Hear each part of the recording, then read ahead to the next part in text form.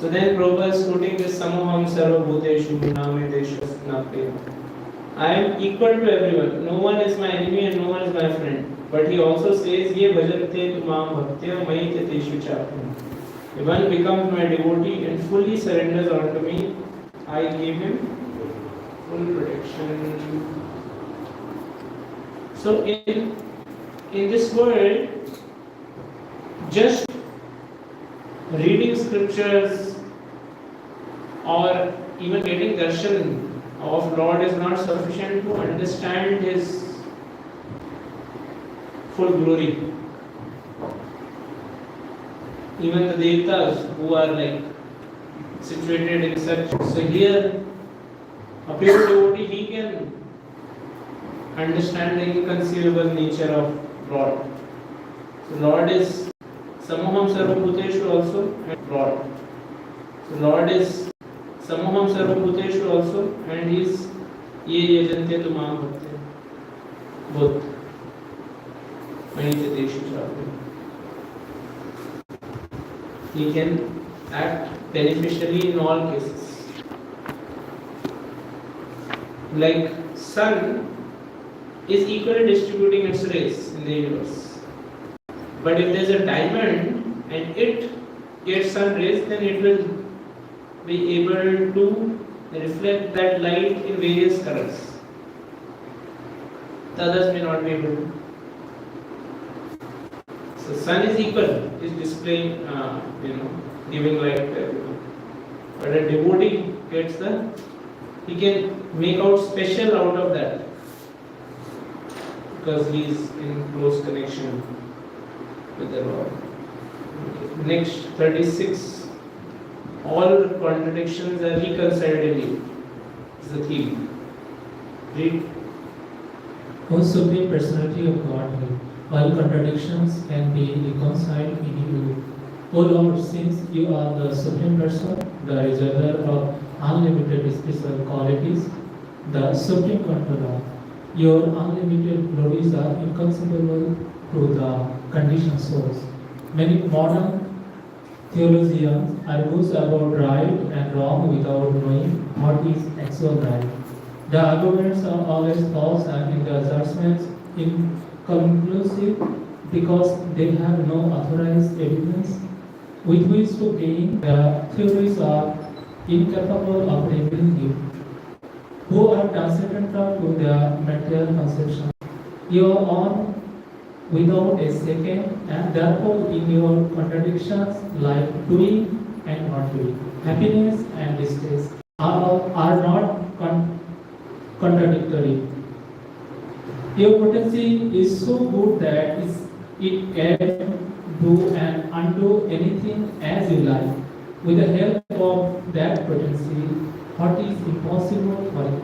Since there is no duality in your constitutional position, you can do everything by the influence of your nature. So in this verse further they are saying all contradictions are reconciled in you. So these two conditions seen in you are not contradictions, virodha. Because nothing is impossible for you who possess inconceivable potency, Atma Maya. So Lord is Atma Maya. He is controller of this material energy. So He can kartum akartum. He can do something and undo it and again do it. Like we used to see Nimai, as Lord Chaitanya, as Nimai Pandit, he would have arguments. So he will prove something wrong and then prove it right and then again prove it wrong. So it's possible for Lord. Lord would do it with logic though there, but still He has the potential to actually do something. There is no contradiction. He can make whatever by His potency, by His energy, accept something as wrong as right, right as wrong, etc. and do vice versa. So why is that? So they are saying He is Bhagavati. He is full in 6 opulences and He is apramitta guna gunehi with unlimited transcendental attributes. And He is Ishware, He is the Supreme Controller. and his Anavaghaya Mahatmya, possessing glories unfathomable to non-devotees. So, one who is not in love, who is not a devotee, for him it's inconceivable. But for a devotee, he can understand. So Lord is beyond the argument of the scholars.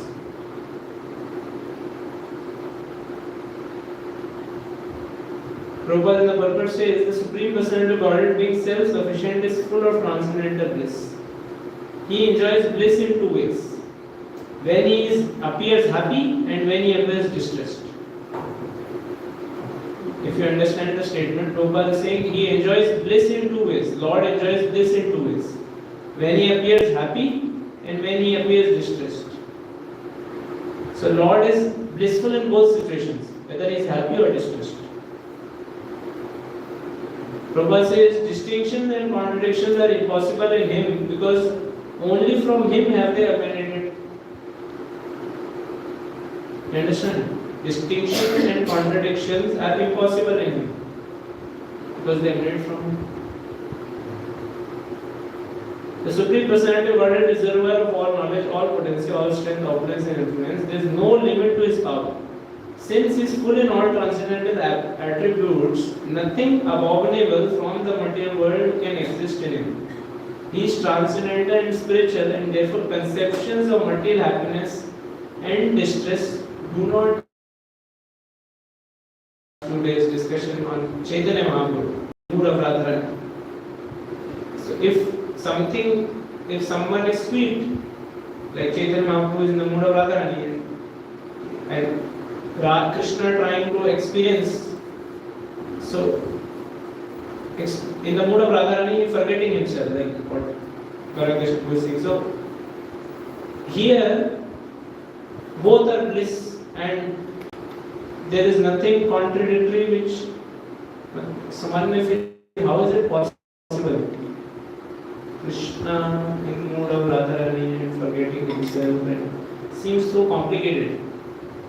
But as Prabhupada is mentioning, and here the prayer, there are no contradictions which Krishna can do something and undo it and still be existent. Prabhupada says we should not be astonished to find contradictions in Supreme Personality of Godhead. Actually, there are no contradictions. That is the meaning of his being supreme. Okay. First, Prabhupada is saying we should not be astonished to find contradiction, and then he is saying actually there are no contradictions. That itself, the whole statement sound contradictions.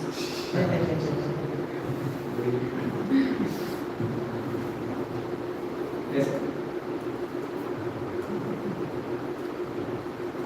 And then Prabhupada in the last paragraph takes that such freedom from dualities applies not only to Lord but also to his devotees. In Vrindavan, the damsels of Brajbhumi enjoy transcendental bliss in company of Krishna, and they feel same transcendental bliss in separation from Krishna. When Krishna and Balaram leave Vrindavan, there is no question of material pains or pleasure for either the Supreme Lord or his pure devotees. Although they are sometimes superficially said to be distressed or happy. One who is Atmaram is blissful in both ways. So one who is Atmaram is blissful in both ways, in either material happiness or material distress, because he is beyond that. He is not getting affected by that. So that's the nature of Lord. That's the nature of the spiritual potency. So here Prabhupada is bringing out, and then Prabhupada quotes this, what we were just talking. Achintya khalu ye bhava na tams tarkena yojayet. The Supreme Lord and his form, name, pastime, and paraphernalia are inconceivable to non-devotees, and one should not try to understand such realities simply by logical arguments. They will not bring one to the right conclusion about absolute truth. Achintaya khalu ye bhava. The Lord's bhava is achintya, na tams Till love rules, till logic rules, love fails. And when love rules, then it fails. Understand what it means?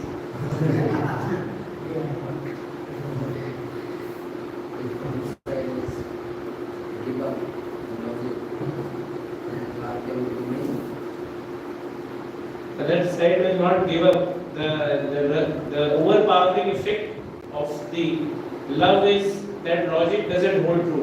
Like for a mother who is in love with her child, logic doesn't hold true. Logic has not given up, but the love is so overpowering that logic doesn't hold true. One may see from other perspective, but mother is not seeing that because she is seeing with love, so she cannot see. She feels her child is the most beautiful or whatever, because love is overpowering, so logic fails there. But where logic prevails, then love cannot take its course. That's where the jnani is, because they are working on jnana platform, logic only. So they will feel, oh, there is sentimentalism, Krishna, Bhakti, Gopi Bhav. That cannot be comprehended by them. They will feel it is sentimentalism. There is no spirituality in it. It is very, very, because it's just being moved by logic. So they are they cannot exist. Well, definitely we need logic, but after some time love has to prevail. And it's not that when love is there, then there is no logic involved. There is logic there also, but it is not overshadowing love. Simple basic things are in action, but it's not like logic is governing or determining. Love is determining. Like today Guruji was telling me that last time of Krishna, Radharani preparing prasad for Krishna, and the appearance itself is this and that, and so he doesn't want to disturb the beautiful appearance by eating it. But then Yashoda Mai is feeling that hey, just by looking Thodi Krishna will get satisfied. So Yashoda Mai gives a very logical statement that I will not call Radharani from tomorrow if you don't keep. So devotee also uses logic, but then it's imbued with love, so that creates an impact also. That is there. Okay. Text number 37. You inspired dualities is mentioned in text 37. Read. A rope causes fear for a bewildered person who considers it a snake, but not for a person with proper intelligence who knows it to be only a rope. Similarly, you as the Supreme in everyone's heart inspire fear or fearlessness according to one's intelligence, but in your there is no duality. So you inspired dualities as the super soul according to one's intelligence. The example is given of sometimes a rope is mistaken to be snake. So there is duality means equality and inequality, proper and mistaken conception, peace and disturbance, fear and fearlessness. In you there is no duality, but you instill duality as super soul depending on one's intelligence imbued with the three modes. So Rajas, Tamas and Sattva will affect duality, levels of. One who is in Tamas, his duality is much stronger, his engrossment in duality. Rajas a little better, Sattva more better. but depending on the modes, the person is affected. Prabhupada is saying, Ye Yathamam Prapadyante, that verse. So, Prabhupada is saying, the Lord is reservoir of everything, including knowledge, all truth and all contradictions. All knowledge is also there, truth is also there, contradictions are also there. So then Prabhupada is saying the example quoted here is very appropriate, snake and rope. So similarly, devotees who know Supreme Lord do not see contradictions in Him. But non-devotees regard Him as the snake-like source of all fear. So Prabhupada gives example of Narsingadev and Prahlad Maharaj. Prahlad Maharaj saw Lord as Supreme Solace, whereas his father and demon saw Him as the ultimate death. Same person, being conceived differently. Then Prabhupada is quoting this, Bhayam Dvitiya Abhiniveshatat Syat 11:237. Fear results from being absorbed in duality. Fear results. Bhayam Dvitiya Abhiniveshata Syat. When we are in, where Bhaya comes from, Dvitiya. Dvitiya means duality. Abhiniveshata. When we are, consciousness is absorbed in Dvitiya, duality, then fear arises. So therefore, for a devotee who sees Krishna as absolute truth, then he doesn't have any fear, because he sees all situations, all personalities as Krishna's, not different from Krishna's, intervention. So then he doesn't get fearful.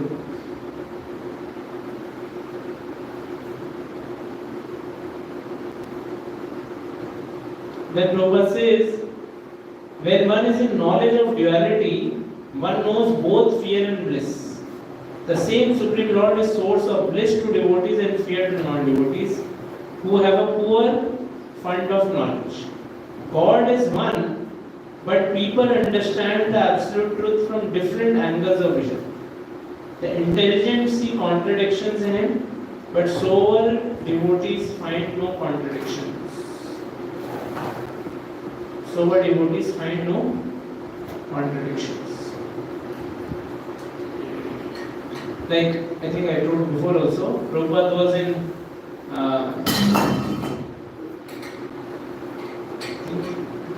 San Francisco. So Prabhupada had come. He had a stroke after first year only. So he was recuperating. So devotees had taken one beach house for him to recuperate, and then they had also organized Rath Yatra. So after Rath Yatra ended, like that they brought in front of where Prabhupada was staying. So when Prabhupada moved in, there was a piano that was in that house. So then Prabhupada asked, does anybody know how to play? So then Shyam Sundar Prabhu said, I know. So he kind of moved the piano to play. And as soon as he moved, there was a noise, thud. So Prabhupada asked, what is that? So then one devotee went behind and saw that there was a photo frame which was hidden behind the piano. And as soon as he moved the piano, the frame dropped on the floor. So then they brought it to Prabhupada's photo. So then they asked, who kept it? Prabhupada asked, who kept it there? So then Janaki Mataji, Yamuna Mataji's sister. So she said, Prabhupada, I kept it there. So he asked Prabhupada, why you kept it there? She said, Prabhupada, when I looked at the photo of Narsingadev, I feel very fearful. Who is this person? He is doing open heart surgery and taking a small intestine. So very fearful. I thought it's a very fearful photo. So I just kept it behind. So then Prabhupada with compassion, he said, for a non-devotee, it's like his death personified, Narsingadev. But for devotee, he is full of love. So you don't have to be fearful. It's like the same image instills so much of devotion for a devotee. So for non-devotees, there's full of contradictions, as Prabhupada said. But for devotees, there's no contradiction. He sees Krishna is always absolute in his ability to love and serve.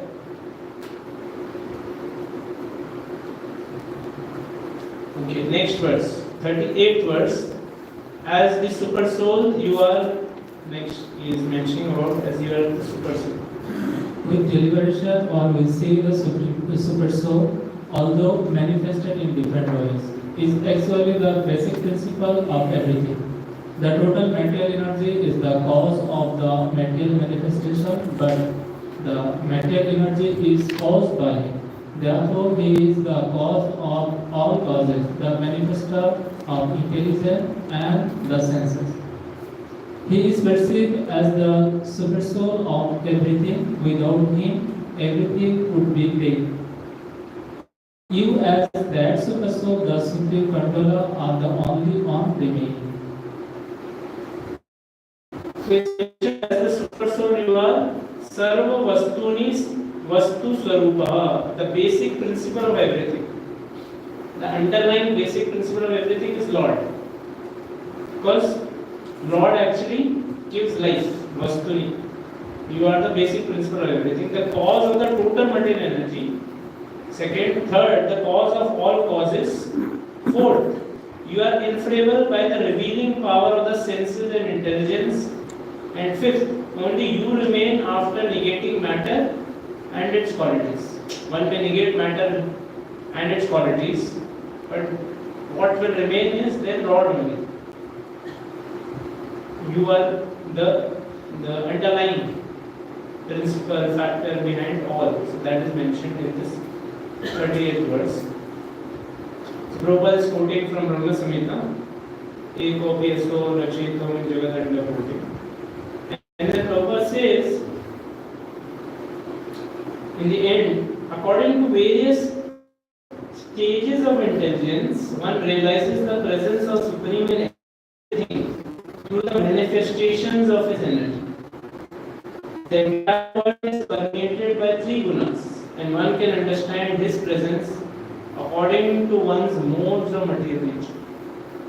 So, depending on the mode we are in, we perceive the presence of the Lord. Okay, so that is mentioned. Lord is everywhere, but our perception is colored by what mode we are in.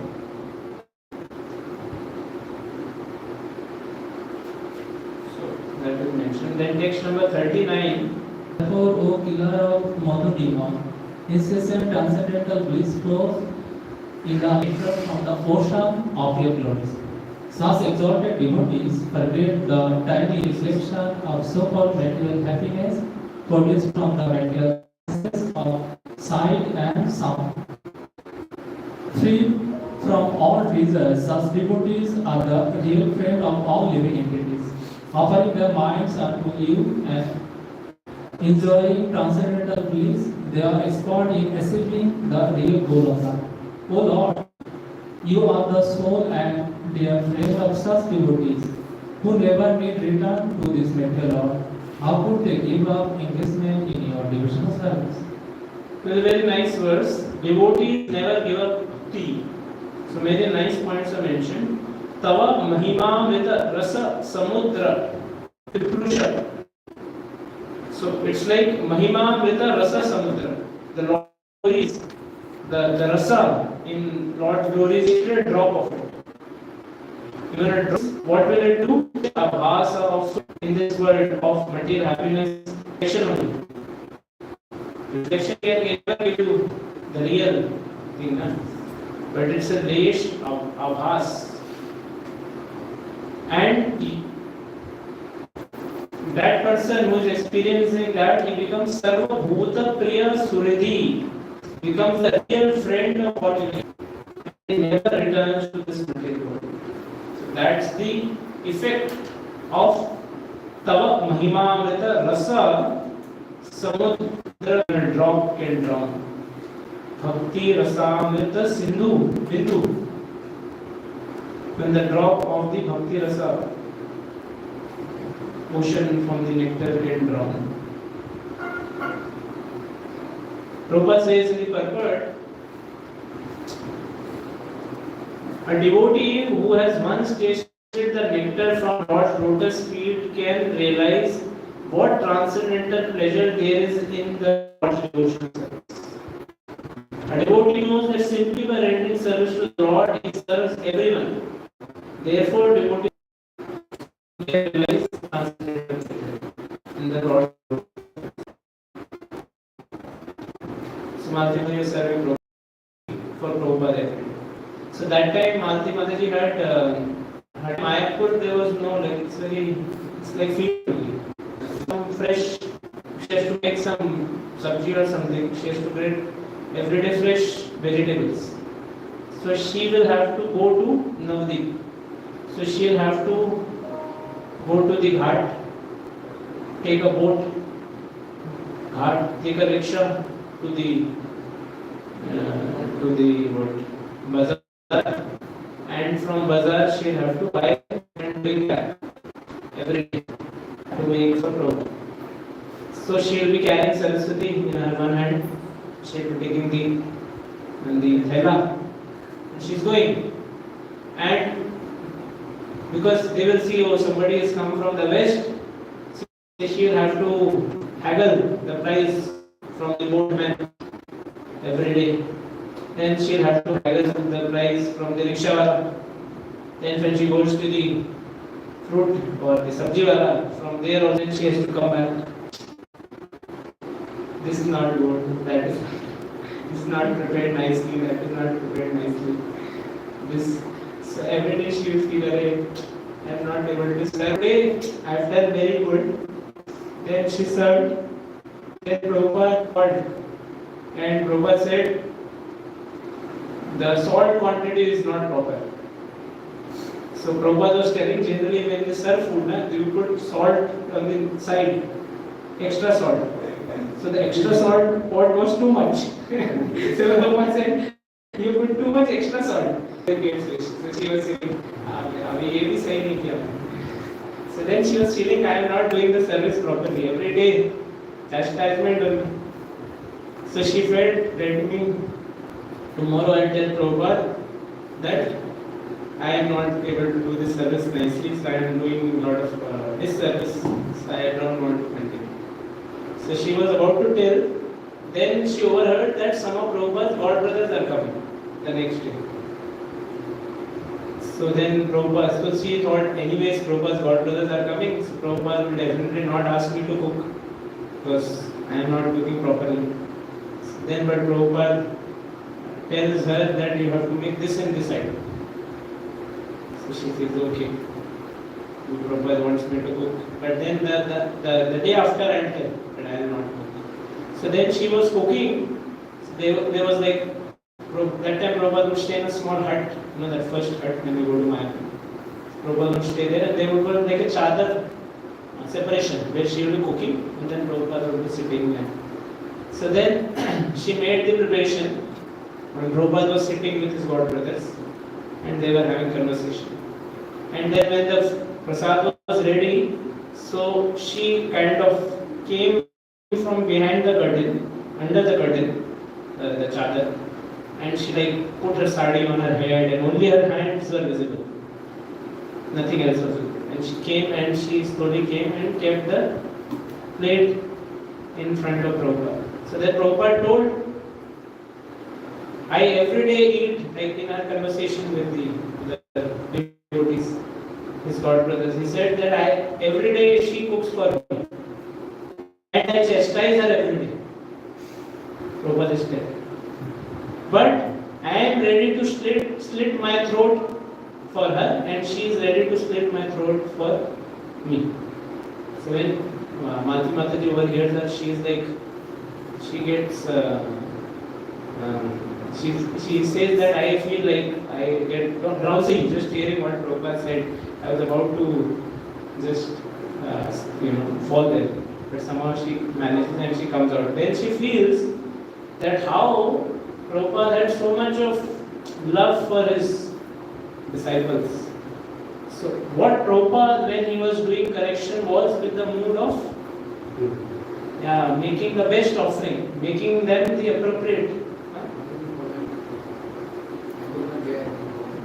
Prabhupada said that every day she cooks for me. He is telling to his god brothers. And I every day chastise her for this, her cooking. But she is ready to slit mother cut. Slit my throat. She is ready to slit her throat for me, and I am ready to slit my throat for her. So then she was feeling very. So she later says that just that one statement was sufficient for me to understand what is Prabhupada's feeling for ourselves. So that's the mood of a devotee, like what is mentioned in these words. A devotee is, because he is tasting nectar of Krishna's glories, Mahima Amrita Rasa, and he is therefore Sarva Bhuta Priya Suhridhi, becomes a real friend of all living entities. So he can actually see what is the best way to help any living entity come closer to Krishna or serve Krishna. That's the mood of a devotee. Never makes a mood. Okay. So the next point, Acharyas are mentioning, among your devotees, we are low. The Devatas are thinking. We have material desires. Indicating this, they make their request. So they told bhakti means purified, but they say we are low and we still have material desires, and therefore this is our request. So they mention in text number 40. Okay. O Lord, O personified three worlds, Father of the three worlds, O state of the three worlds, in the form of the Vamana incarnation, O three-eyed form of Nishinadeva, O most beautiful person within the three worlds. Everything and everyone, including human being and even the Daita demons and the Danavas, is but an expansion of your energy. O various incarnations to punish the demon as soon as they become very powerful, you appear as Lord Vamanadeva, Lord Rama and Lord Krishna. You appear sometimes as an animal like Lord Boar, sometimes in mixed incarnation like Lord Krishnadeva and Lord Hayadeva, and sometimes an aquatic like Lord Fish, Lord Tortoise. Assuming such various forms, you have always punished the demons and Danavas. We therefore pray that your Lordship appear today as another incarnation, if you so desire, to kill the great demon Viprashan. So if you see the first line, Tribhuvana Atma Bhavana, Trivikrama, Trinayana, Triloka, Manoharan Anubhava. So 3 comes. Tribhuvana Atma Bhavana, Trivikrama, Trinayana, Triloka, Manoharan Anubhava. So you are the Lord of threes. You are Tribhuvana Atma Bhavana, you are Trivikrama, you are Trinayana, you are Triloka, Manoharan Anubhava. So you are the Lord of threes. Yes. So थोड़ा poetic. The Lord of threes is being mentioned. Yes, earlier it is mentioned that O Lord, we are eyes of Narasimha. Narasimha had 3 eyes. Narasimha had 3 eyes.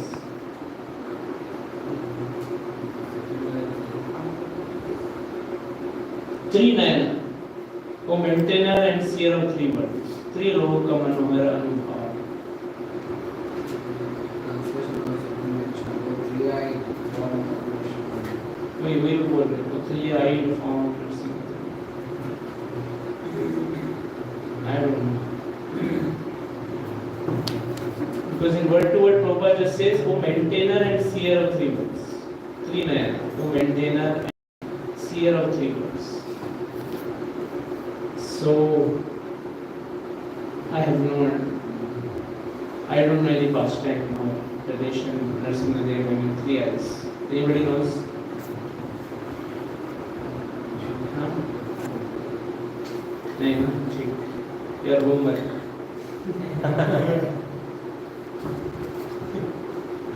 So Lord of Threes is mentioned, and then they are mentioning, please take another incarnation. You have appeared earlier as Varaha, Ayagriva, etc.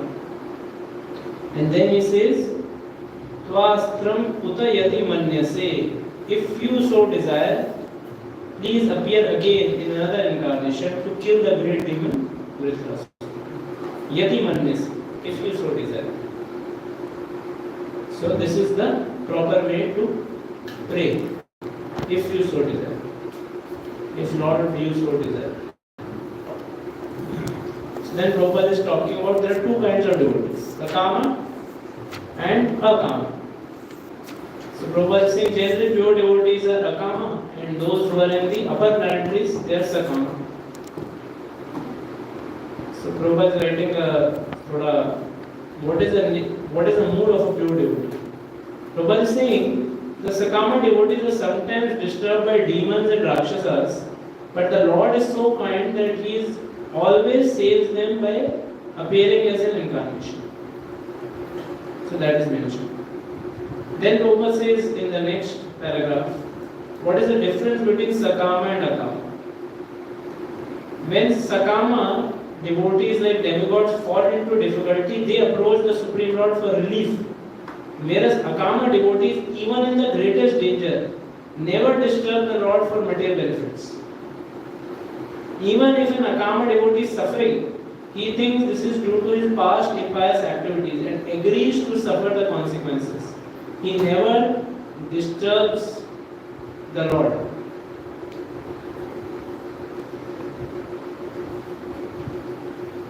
Sakama devotee immediately prays to the Lord as soon as they are in difficulty, but they are regarded as pious because they consider themselves fully dependent on mercy of the Lord. Tatyam kampam, what Prabhupada is quoting.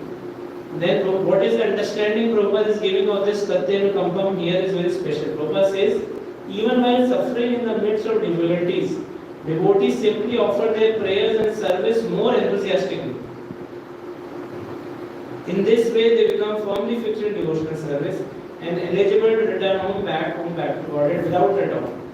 Sakam devotees, however, of course, achieve from the Lord the result they desired from their prayers, but they do not immediately become fit to return to Godhead.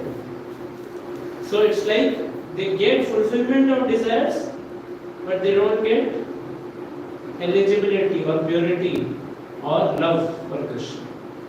So whether we want fulfillment of desires or we want love for Krishna, that's our choice. So we may pray and our desires may also get fulfilled, but that is Sakama. Like we saw the example of who is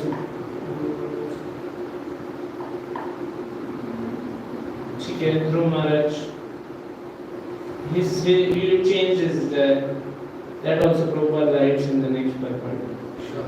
Daksha case was there where he also seems like he prayed and Lord appeared and there's nice feeling, but still his mentality was, because of the offense, it continued. It was more of, but he did not get love for Krishna.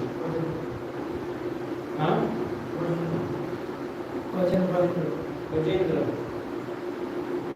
Yeah, Gajendra also. I think Prabhupada writes in that where they prayed for getting son, no? Who is that? The Navi. There also Prabhupada writes that one should not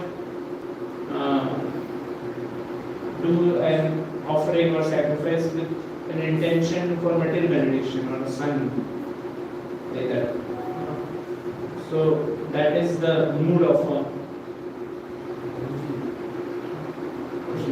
devotee. Yes. So here it says that it seems that your devotee is already not even praying to the Lord for taking him out of distress or something. So what should be our response to that now? What should be our response In terms of difficulties, or should we pray to the Lord, or should we still immediately your duties, just tolerate and pray to the Lord to remove our sufferings or relieve us from stress?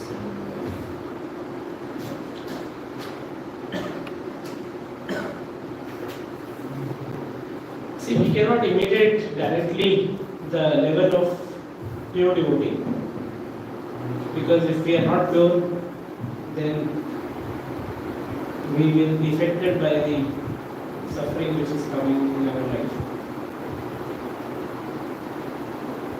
But we should at least, when we are praying, the mood should be that Lord, please help me in this suffering so I can do devotional service better.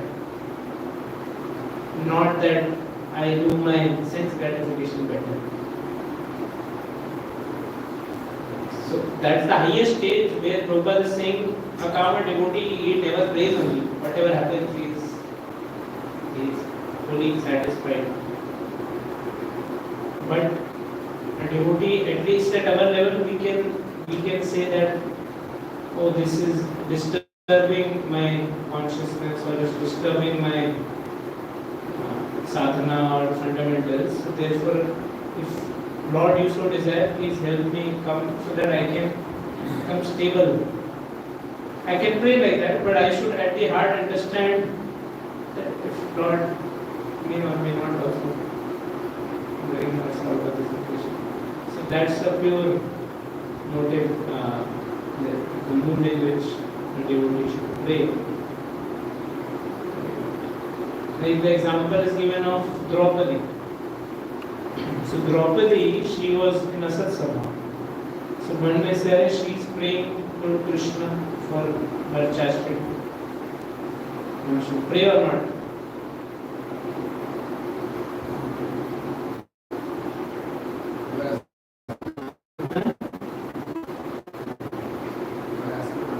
Yeah. I'm asking. But Prabhupada is saying devotee should not pray even in suffering. How to resolve both?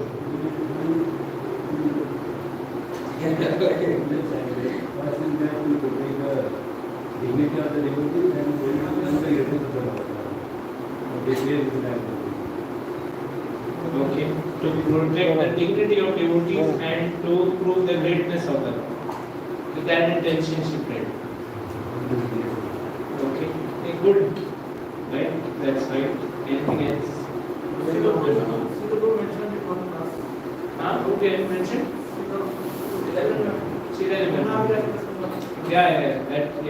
There only the discussion comes. Correct. Anya Abhilasha. Why Abhilasha is not used, Abhilashita is used. To explain that context, only G. Goswami explains this. Correct. It comes there only. I am also speaking from there only. Anya Abhilashita is used, not Anya Abhilasha Shunyam is used. अगर अन्य अभिलाषा शून्यम use किया होता तो Draupadi would not have, she would have gone out of pure devotee category. Because any other desire except Krishna is, even for personal protection, is protecting your body, and that is also. But Anya Abhilashita is used by Rupa Goswami just to say those things which can be used or are useful in Krishna's service. If we ask for their protection, then it doesn't fall out of pure devotional paradigm. Abhilashita is used. Abhilashita, Shita is making the boundaries properly defined. Otherwise, what's the difference between Abhilashita and Abhilasha? Abhilasha means no other desire. Only Krishna. Even for If you pray for saving this body, like for a devotee, if he is in trouble, it's natural for a devotee to, ask for take shelter, or because he has no other shelter. Krishna is only shelter. So he will, like by default, he will take shelter of Krishna. But then if it's Anya Vilasha, then it will come as out of, correct? Why are you praying to Krishna when you are in difficulty? For this body's sake, for this chastity's sake, or for your son's sake, like that. But then Abhilashita, Shita makes it that as long as it is not affecting your pure consciousness. Because these instruments are also being used by devotee Krishna. The body is being used, the chastity is being used, etc. They are instruments which are also being used by devotee Krishna service. So when they are being affected, then he is praying. So that is also under purview of pure devotional service. So Abhilashita makes that effect. So Jiva Goswami explains in his commentary to the Samad Sindhu of Rupa Goswami this aspect of Abhilashita is being used. So it's okay to pray. Yeah, so the point is, it's okay. That's why I said we are not. First, we are not at that level, and second, we can pray, but then we should also pray that Lord, I want to increase my devotional service by that facility or by that stability. That is a sign that we want to be situated in pure devotional service. If I get that facility and I forget Lord, or my devotional service decreases, then what was the profit? It was lost only. I got the facility, I got some stability, but that made me complacent, or that made me more entangled rather than taking shelter of Krishna. So we can pray. But here Prabhupada is mentioning that here why he is saying that Devtas, they were asking for material, attachment to their position, or they are doing service also, but they are also attached to their position or their, not with that mood.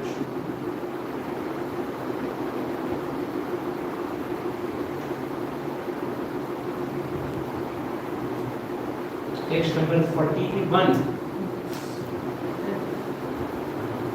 Please relieve us by your nectarian words, merciful glance, and pleasing smile.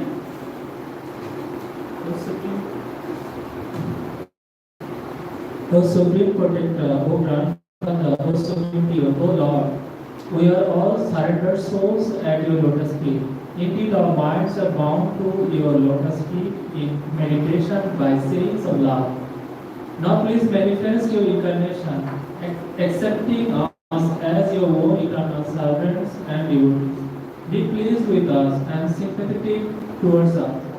By your love-filled glance, with its cool and pleasing smile of sympathy, and by the sweet nectarian words emanating from your beautiful face, free us from the anxiety caused by this Vidrashura, who always pays the core of our hearts.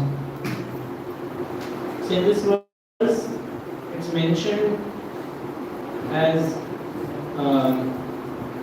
please your smile, your glance, and free our hearts from anxiety. O grandfather, they are addressing Lord as grandfather.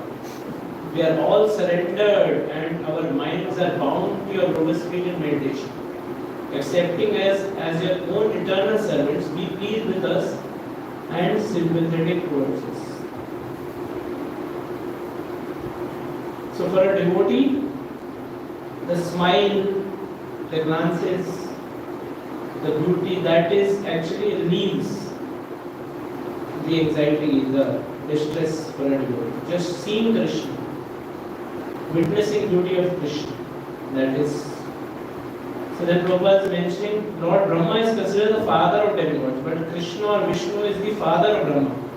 Because Brahma took birth from lotus fly growing from Lord Jagannath. So therefore he is grandfather, father and father.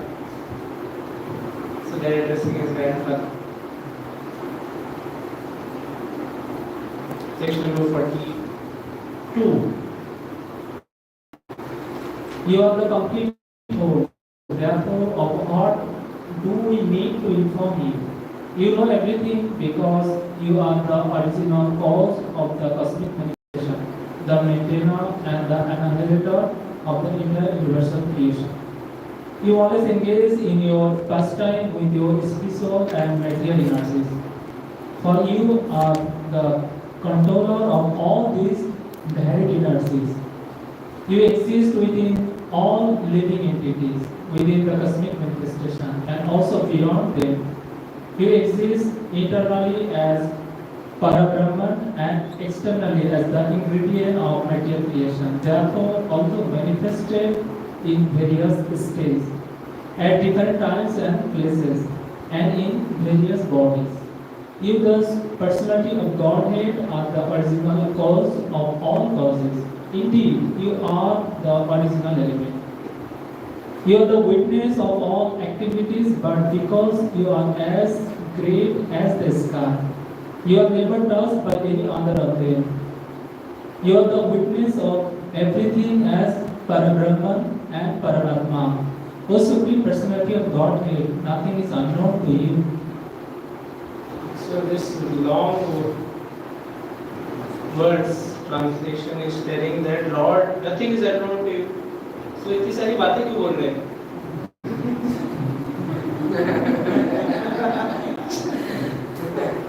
Nothing is unknown to you. So why they are speaking so much? Everything Lord knows only, na? Correct or not? We should keep quiet. Everything God knows only. So why to? Huh? We have to put our report card. Effort.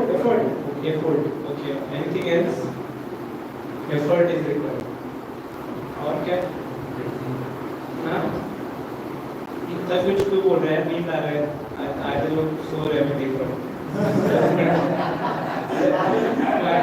Why you are saying so much?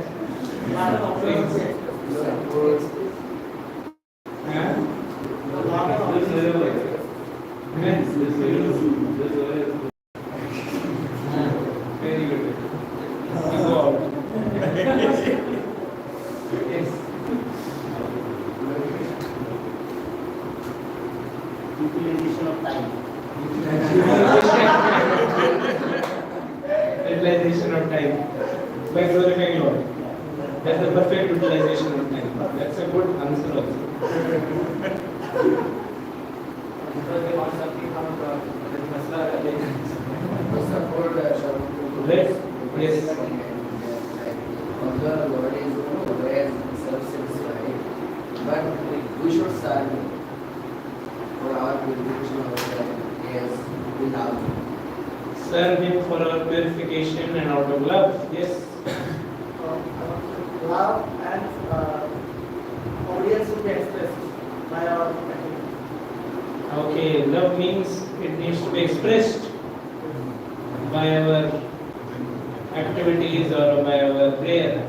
Prabhupada says a pure devotee is aware that since nothing is unknown to Supreme Lord, he need not be informed of a devotee's conveniences and inconveniences. A pure devotee knows that there is no need to ask the absolute truth for any material necessities.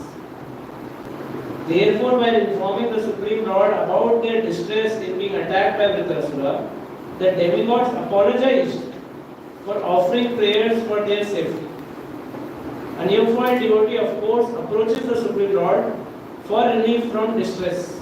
Chaturvak Vidha Vajante that Prabhupada is saying. Then last few lines Prabhupada says, a pure devotee always engages in the service of Lord without demanding anything. The Lord is present everywhere and knows the necessities of His devotees. Consequently, there is no need to disturb Him by asking him for material benefits. So again and again, what Prabhupada is taking the theme, there is no need for disturbing the Lord for asking for material benefits. But to develop personal relationship with Lord, one cannot say, "अरे Lord तो सब जानते ही हैं, तो क्या? What is the need of prayer? What is the need of going in front of the deities of the Lord and praying?" That is more of an impersonal tradition. Personal means you express your desire and then you see how God's hand is facilitating. So then there is exchange of love which happens, and then that stronger, that strengthens the relationship. Correct or not? Like I'll tell you one Grahastha example in Brahmacharya forum. I was giving this, I take this Bhakti Shastri, I used to take. So then there is this, so all Grahasthas only, they are questions. So when Mataji, she's asking, so I was just reminded after reading this. So she is asking, Prabhuji is also there, Mataji is also there, both are sitting together. So they are like the leaders of that whole group, Bhakti Vriksha leaders. In there only most of them, those who are attending are there, Bhakti Vriksha members only. They are also attending, counselors basically. So then Mataji is saying, Prabhuji, whenever I ask Prabhuji, आज क्या बनाऊं? तो कुछ बोलते ही नहीं है. तो बोलते हैं जो भी भगवान को जो अच्छा लगे वो बनाओ. तो प्रभु जी बोल रहे हैं, हाँ, whatever pleases Lord you make. So then she is asking, so is it right to ask or not?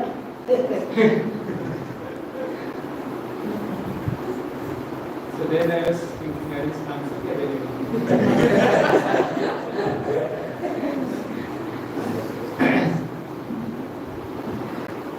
So, to console Mataji's answer, consoling, the right understanding is that from the perspective of pure devotional service, whatever pleases Lord we make. But then, I was telling Prabhuji, see Prabhuji, you are servant of Lord, na? So then, by serving you, Mataji will make more progress. So serving the servant will be more pleasing. So it's always, there is a balance between what Prabhuji is saying is correct from his perspective, and what Mataji is asking is also correct from her perspective, because that's her responsibility as trying to please a devotee in a family. So she is right from her perspective in asking. Otherwise, so how will the relationship develop between any two devotees also? How will the relationship develop? There is no communication of what is you like or don't like. On spiritual platform, everyone is thinking to please the Lord. So from his perspective, he is saying whatever pleases Lord, he could. I am neutral in one sense. But from her perspective, she has to be considerate. Then only Lord will be pleased. If she sees, oh, my husband is a Vaishnava, is a devotee, so if I please him, then I please the Lord also. Because I am pleasing the Vaishnava. So in that way, both. So here also relationship means there has to be give and take situation. So if we see from that perspective, then this is also from that person's perspective, there is a right attitude, and from the other person's perspective, that's the right attitude. So in life, if everyone follows their dharma, then it is a perfect situation. Any party fails to follow their dharma, then it becomes a opportunity for chaos. But if both parties follow their dharma, then there is. So therefore, Shastras talk about more of what is one's dharma. what is one's responsibility. And just by following one's responsibility, you will gain all the rights also. Generally in this world, people try to follow on their rights. And neither they get rights, neither they follow their responsibility towards others. But Vedic lifestyle is so complete that if one follows one's dharma, is focuses on one's dharma, responsibility, then he will be able to facilitate the rights of others, and in the process he will also get his rights. That's how Vedic understanding is very complete. Okay, anyways, I am just speaking whatever is coming to my mind. Next verse, 43rd. Correct me if I'm wrong. Is this understanding correct? Here, Prabhupada says in Prabhupada that pure devotee is aware. Since nothing is unknown to the Supreme Personality of Godhead, he need not be informed of these conveniences or inconveniences. But nevertheless, we should pray because our relationship with the Lord, our reciprocity with the Lord. Is that correct? Yeah. Because Prabhupada next line is the pure devotee knows that there is no need to ask the absolute truth for any material necessities. But not necessarily we always pray for material. Yeah, that's why Prabhupada is saying for material necessity. He does not need to pray for material necessity. But for spiritual thing, he has to pray only, then only the relationship. He may pray, he should pray. It is mandatory. It is not that whether he should or not, he should. To create that relationship, that bonding. And it will be natural.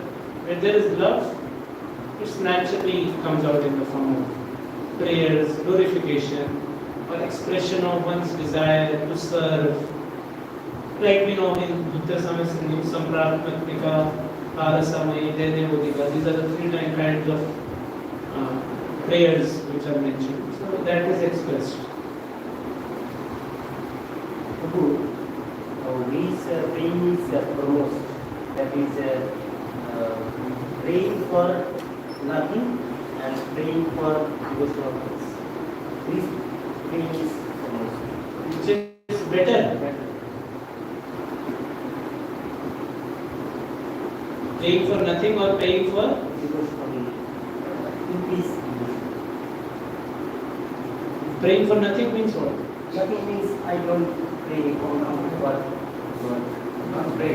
Not pray. Not pray and praying for No, praying, not praying. Praying for Just expressing to it. get nothing. how do you pray with to not get nothing?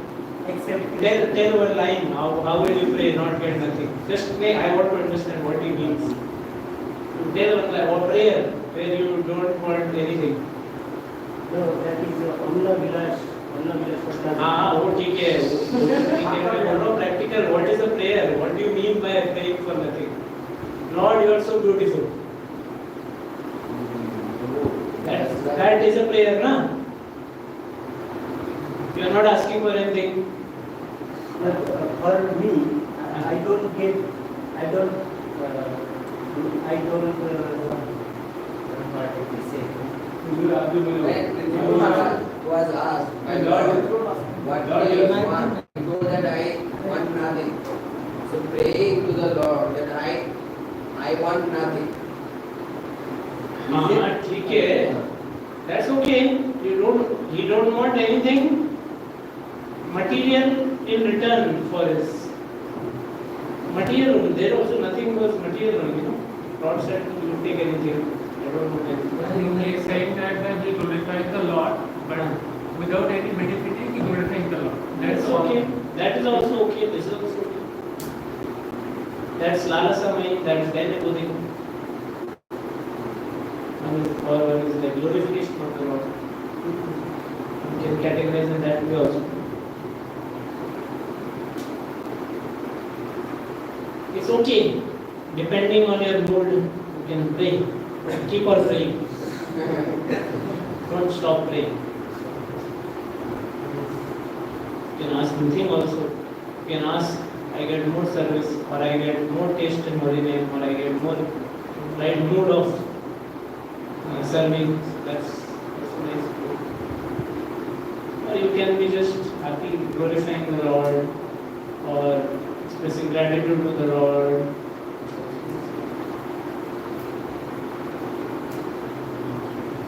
Some devotees are saying, I want association of devotees, so that in that the Harikatha will flow.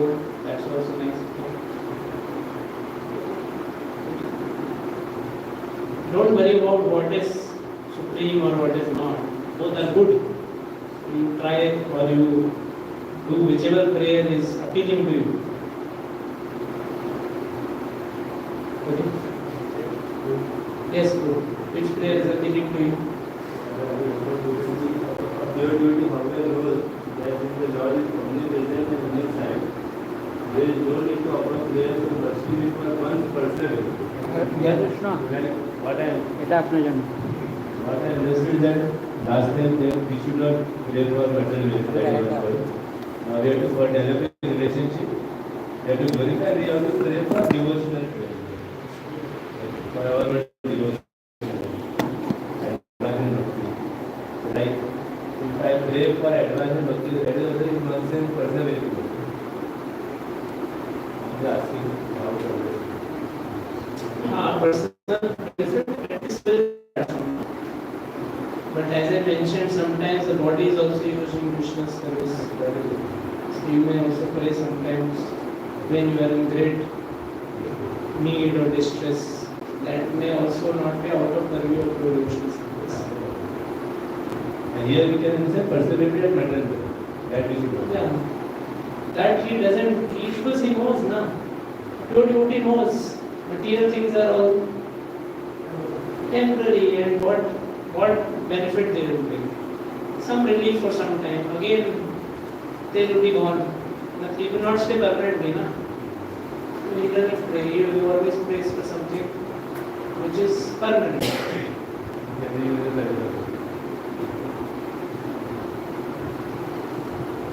You can pray, let me, oh my Lord, this year let me do so much collections. Wherever I go, that person gives me so much donation so that I can use it to build your temple. Can you pray or like that or not? You can pray, na? Sure, but it's asking for money.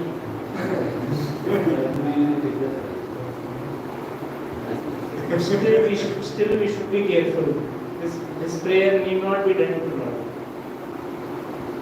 We should pray, Lord, let me have right consciousness to engage in your service. Let that be maintained. And whatever you feel will help. If some senior guru has given that service also, so mood should be that, oh, I want, Lord, let me do something which will please my guru. Accomplish that service. Rather than saying that let me have, because we don't know that money may actually make us proud or attached or feeling of. So, let me accomplish the desire of speech. Not that the wordings and the expressions can be also properly, not that. So that is also an appropriate way this time. Using logic. Logic. Wording. It's not about logic, it's just expression of heart where one feels that I just want to please my Guru, I just want to please Vaishnavas. That's my desire. And for that, let me have proper consciousness and do the service. Simple, there's no logic. No logic behind this.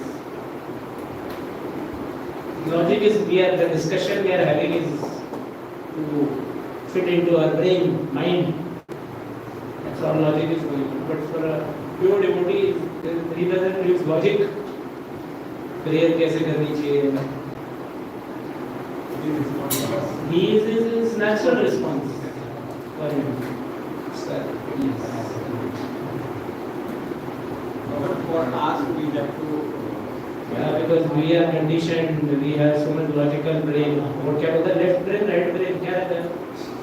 तो रहता है left brain, right brain. से खुद को use करते हैं terms.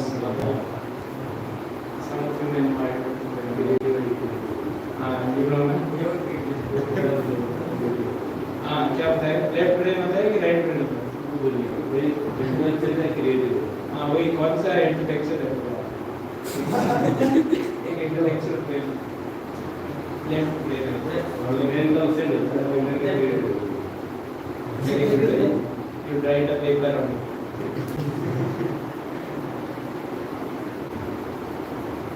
ठीक है, next.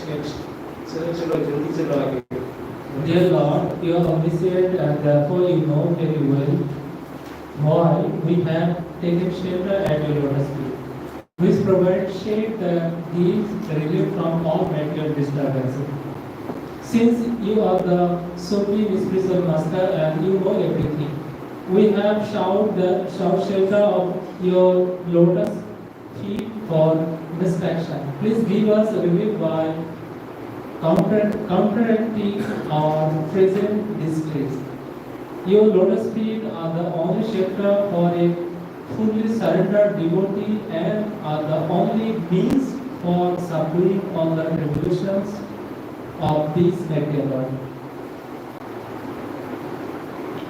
See, Prabhupada, here they are saying we have taken shelter of the lotus feet and the shade of that will give relief from all material disturbance. So that's the conviction the devotee has. So Prabhupada is also mentioning in the purport, one need only seek shelter of the shade of Lord's lotus feet. Then all the material relations that disturb him will be subdued. Just as one comes under the shadow of a big tree, the disturbances caused by the heat of the scorching sun are immediately mitigated, without one's asking for relief. Therefore, the whole concern of conditioned soul should be the lotus feet of the Lord. See, it's real intelligence, na? Why ask that please be relieved of this? He just prays that let me get shelter of the lotus feet. Other things will automatically follow. So the relief, the the free of misery, pain, that will automatically follow.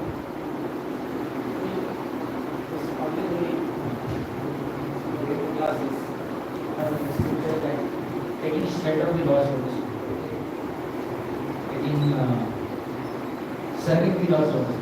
What does it actually mean? $1 million question. What does it actually mean to take shelter of Lord's lotus feet or to serve Lord's lotus feet? Taking shelter of Lord's instruction. Many places it also takes shelter for the instructions of the Lord. What does it actually mean? Serving. What is Lord meaning? Serving the Lord's lotus feet. Taking shelter of the Lord's lotus feet. Anyone please guide us. What does it mean? Take shelter of Lord's. Yes, Subhash Guru. We are asking the answer. We are not saying you propose the name of the answer. We are giving the name of who will answer. I am not asking the answer. Our proposal. We are not in parliament. The proposals are being passed. I think that following the instruction of Krishna, busy the spiritual master. Means taking shelter of Lord's presence. Okay. Following the instructions of Krishna and Busy the spiritual praising the spiritual master. Okay. Anything else? Why is mentioned take shelter of Lord's lotus feet? Why did it? What is meant? I am asking that question. Why not mentioning take shelter of Krishna? Why take shelter of Krishna's lotus feet? What is so special about lotus feet? Why not take shelter of his lotus hands? Why not take shelter of his lotus lips? Whatever. Why lotus feet? I am adding a question to this question. Yes, something. Because lotus feet has Vajra, which can restore. Lotus feet has Vajra. One of the symbols on lotus feet is Vajra, which can destroy all the distress. Okay. can destroy all the distress. Yes, cerebral bro. It is out of humility because Rasha is Dasya Rasha and it is the basic. The basic rasa, dasya rasa. Therefore, lotus feet. Okay. Okay. Okay. Yes, you are saying something good. To add this. Yes, Satyakanchan bro. Yeah, please. Yes, I have meant down the question.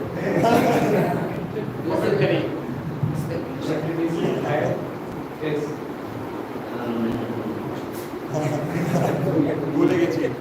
Okay. Actually, it's a cross thinking. Maybe we can relate with Krishna's lotus feet also. Actually, as a human being, our within all sense,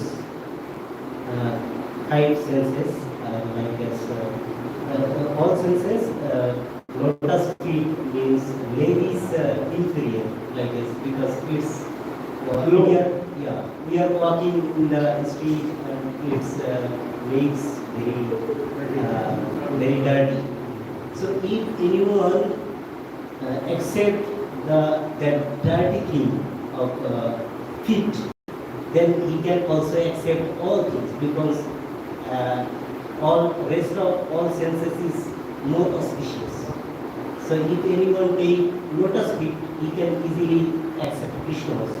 Means accept the whole man also. As like as if we surrender unto lotus feet, then easily we can appreciate all qualities or like this is like realization. After this answer, I am saying he is so satisfied with myself. Chayo, any other? I think this is a shelter. This is the material of knee science. Basically, we cannot our consciousness level and on the mood of ignorance or other degrading consciousness. It's easy to cross the ocean of material sciences because the Lord lotus feet has been the cause of it. It's easy to cross this. If you put shelter, then it's easy to cross the Okay. So whenever we are telling someone that I want to follow your instruction or I want your shelter, means I am accepting that I am subordinate. So when we are accepting that we are subordinate, and what Shobhu mentioned, that Dasya mood, even it is the basic mood. Even in Madhurya, Madhur Rasa, Vatsalya Rasa, in every Rasa, this is basic, the Dasya mood. Especially when what I understand that whenever we are telling that I want your shelter, means I am accepting that I am subordinate. And that's why we mentioned that shelter of lotus feet. And yes, Krishna is actually everything is the same. His lotus feet and mouth, both are purest, nothing is dirty. But main thing is that the mood of the who is giving prayer is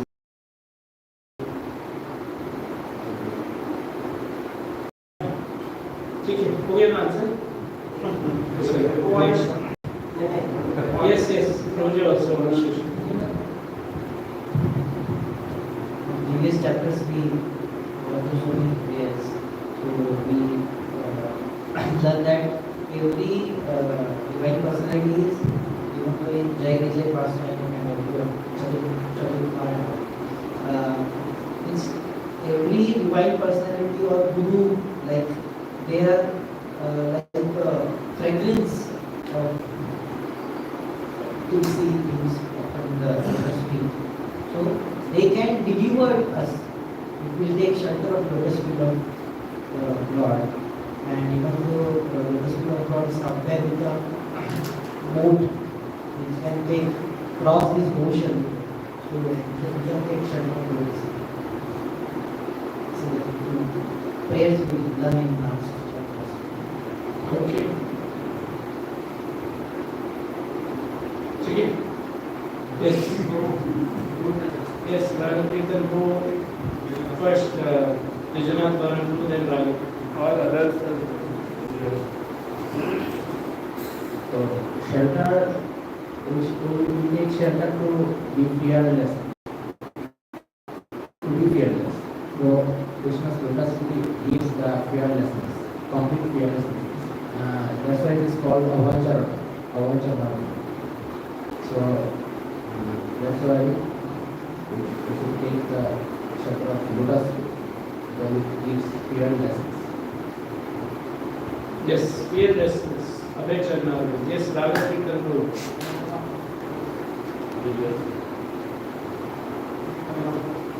Basically, meditation of God starts from Devarshi Srivas. And then we can go on. So we do not see the Lord, but see the Devarshi, and gradually goes up. So any meditation, any place is only referred to the picture of Devarshi.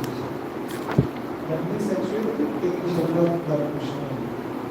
And taking shelter of Lord Krishna means actually it's overall everything, whatever all the 6 limbs of Sharanagati, everything is coming to that one word, taking shelter of Lord Krishna. That means Sharanagati only. And while this Sharanagati word is coming and everything is coming under that one umbrella, everything. Yes. Sharanagati principle in Lord's words. Okay? So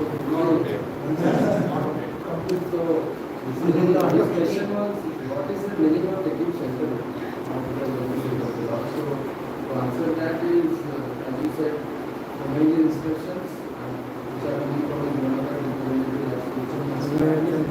Yes, that's he said. So that's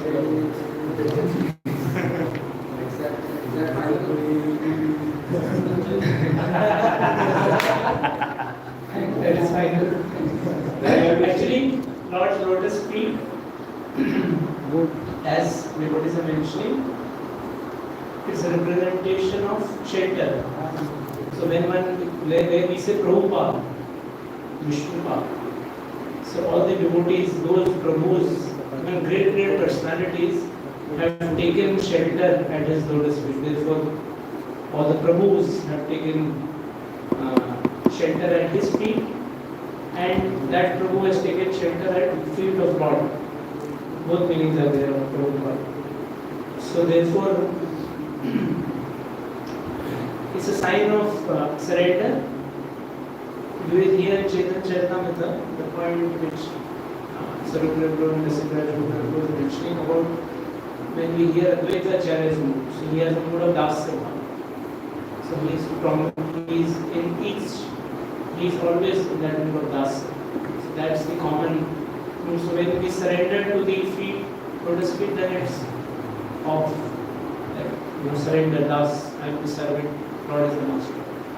That is through, especially through at the lotus feet. And taking shelter of Lord's lotus feet means, as Prabhu is saying, Anukul is whatever is Anukul. The Lord's lotus feet are there. Where are they? They are always in the heart of a devotee. Lord's lotus feet are always in the spiritual world, in Vrindavan. So taking shelter of Lord's lotus feet means, where will you get Lord's lotus feet? Those shelter. In the heart of a devotee. The instructions are the original Vrindavan, the mood of Vrindavan. So that is taking shelter of Lord's lotus feet. Basically, ultimately, to follow this mood of the great devotees, great personalities, gopis, Vrindavan, the pure devotees, and that's the mood of Sharanagati only. That's what it means to do shelter.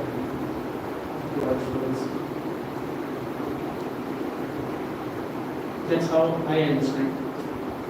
You can ask to in your question and answer brother do this to get the proper Shastric answer. Okay, text number 44 हो गया ना? हो गया नहीं?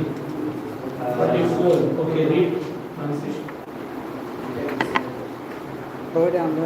Therefore, O Lord, O Supreme Controller, O Lord Krishna, please annihilate the dangerous demon Vritrasura, Twashta's son, who has already swallowed all our weapons, our paraphernalia for fighting, and our strength and influence. So they are asking, please annihilate this Vritrasura. Somebody may say, his father will get pain, he will get pain when you annihilate Vritrasura, no? I am asking for that. Prabhupada is taking the mood of here, this the devotee, neophyte devotee may approach the Lord for some material motives, but the advantage of some materialistic devotees is that they sometimes give up their material desires and become pure. So one may approach for materialistic desires to the Lord, but the advantage is in presence of Lord they may become pure. When the demigods are utterly helpless, they approach the Supreme Lord in grief and with tears in their eyes, praying to the Lord. And thus they become almost pure devotees, free from material desires. Prabhupada is saying, they become almost pure. Admitting that they have forgotten pure devotional service because of extensive material opportunities.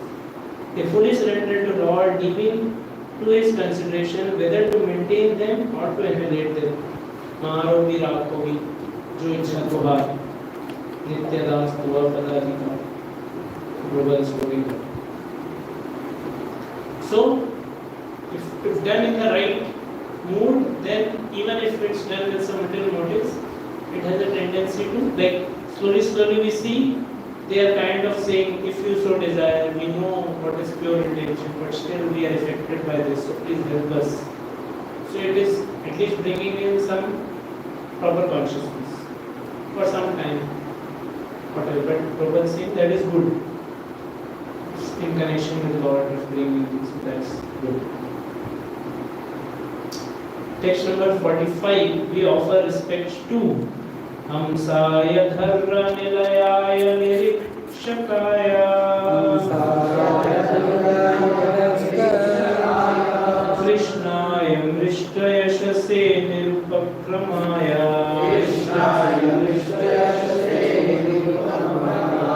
Satsangrahaya Bhavapan Panta Nijashtamapto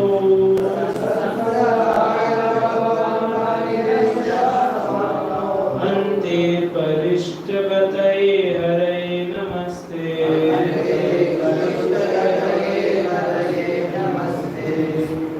O Lord, O Supreme Pure, you live within the core of everyone's heart and observe all the desires and activities of the conditioned souls. O Supreme Personality of Godhead known as Lord Krishna, your reputation is bright and illuminating. You have no beginning, for you are the beginning of everything. This is understood by pure devotees because you are easily accessible to the pure and truthful. When the conditioned souls are liberated and sheltered at your lotus feet, after roving throughout the material world for many millions of years, they attain the highest success of life. Therefore, O Lord, O Supreme Personality of Godhead, we offer our respectful obeisances at your lotus feet. So, Hamsaya Dharra Nilayaya Virikshaya, the swan-like Lord, Hamsaya, whose abode is the lake in the heart. So, where do the swan frolics or stays in the lake? And where is the lake in the heart? Dharra Nilayaya Nirikshaka. So, he is there in the heart of a devotee and he is observing all the desires. So, he is there, all the desires are in the heart. So, there. Krishnaya Mrishta Yasase Nirupakramaya. And Krishna, whose reputation is bright, Mrishta Yasase, Nirupakramaya, and who has no beginning. That's mentioned. He is Mrishta Yasase and Nirupakramaya, who has no beginning. And Satsangrayaya Bhavapantha Nijashtamapto, the Lord who is understood by pure devotees, Satsangrayaya. And who enables those moving in the material world to attain the shelter of Krishna. Those who are moving in this world, they can attain shelter of Krishna by help of pure devotees. Ante Parishta Gate Hare Namaste. And who at the end of samsara awards them the highest success of life, such as Sayujya, Sarupya, Sarupya or Dasya Prem. That's mentioned. Parishta Gate, the highest ultimate goal of success. Namaste. To that Lord we offer obeisances.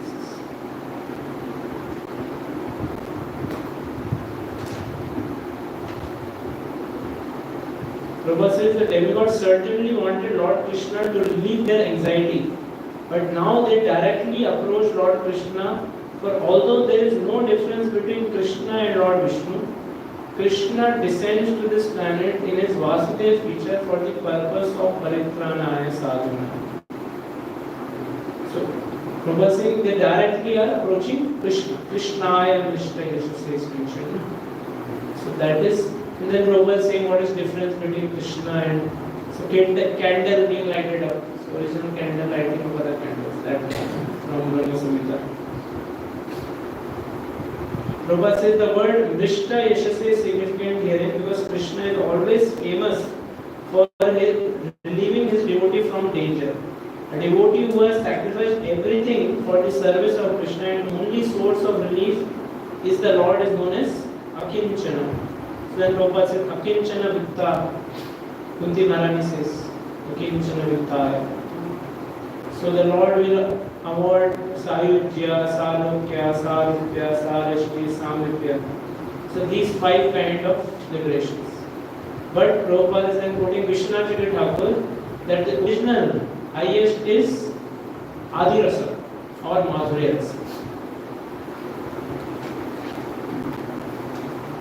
That is the Vrindavan. So that is highlighted. Okay, so then 46 to 55, this last section. Now Lord instructs the demigods. That's mentioned. Okay, 46. Shukdev Goswami continued, O King Parikshit, when the demigods offered the Lord their sincere prayers in this way, the Lord pleased them by his causeless mercy. Being pleased, he then replied to the demigods. Okay, so he is listening and then he is replying. So 47 to 50, the Lord condemns material desires first. 47.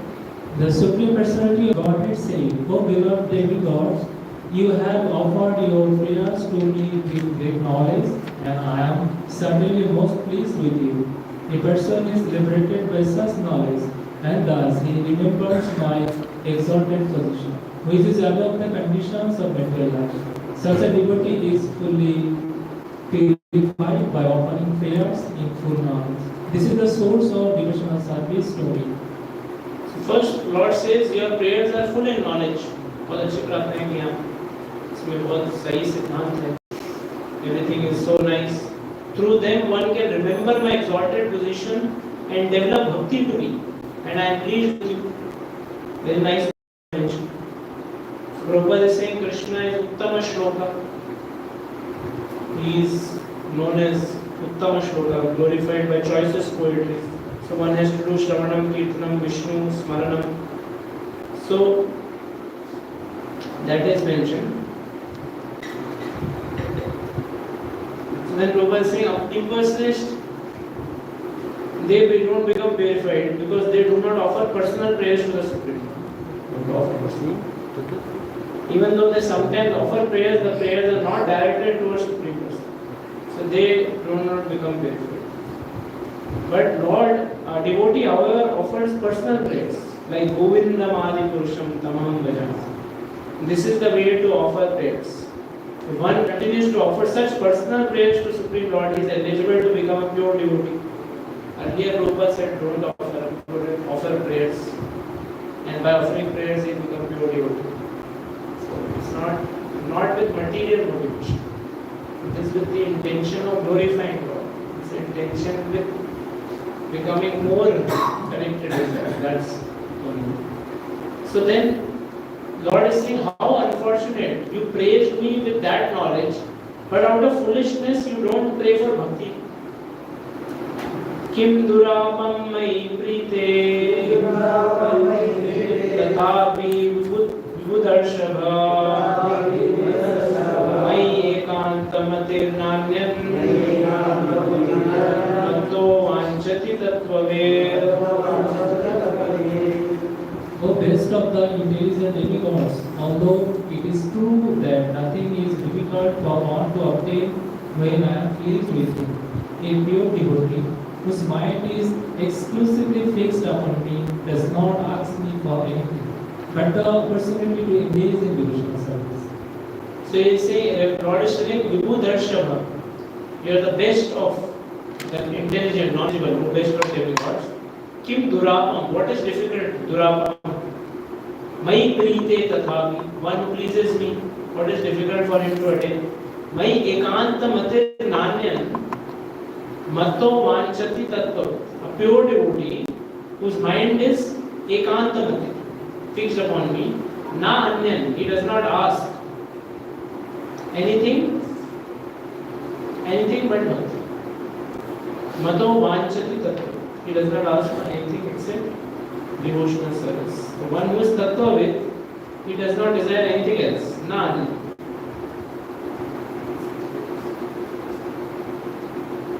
The Prabhupada says, when the demigods finished their prayers, what were they expecting? Vritrasura to be killed. The Prabhupada says, this means that the demigods are not pure devotees.